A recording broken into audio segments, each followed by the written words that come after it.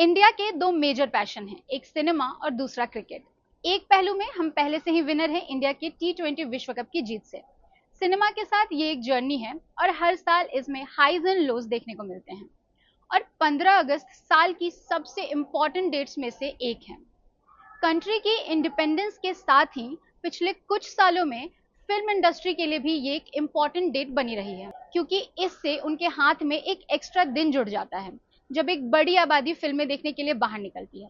और इस साल 15 अगस्त को श्रद्धा कपूर और राजकुमार राव की स्त्री 2 से लेकर जॉन अब्राहम और शार्वरी की वेदा तक कई फिल्में रिलीज हो रही हैं।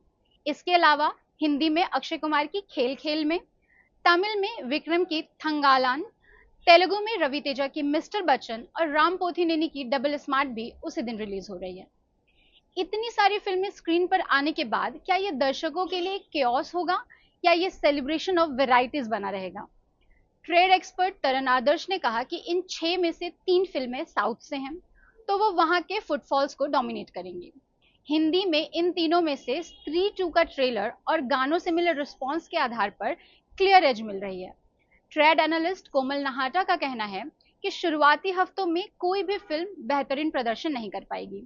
अगर हिंदी फिल्मों के रिलीज कैलेंडर पर नजर डालें तो ज्यादातर बड़ी फिल्में छुट्टियों और त्योहारों से जुड़ी हुई हैं, जैसे अजय देवगन की सिंघम अगेन और कार्तिक आर्यन की भूल भुलैया दिवाली पर रिलीज हो रही है। आलिया भट्ट की जिगरा और राजकुमार राव और तृप्ति डिमरी की फिल्में रिलीज हो रही हैं। विकी और विद्या का वो वाला वीडियो दशहरे पर, जबकि वरुण धवन की बेबी जॉन और आमिर खान की सितारे जमीन पर क्रिसमस पर रिलीज हो रही हैं।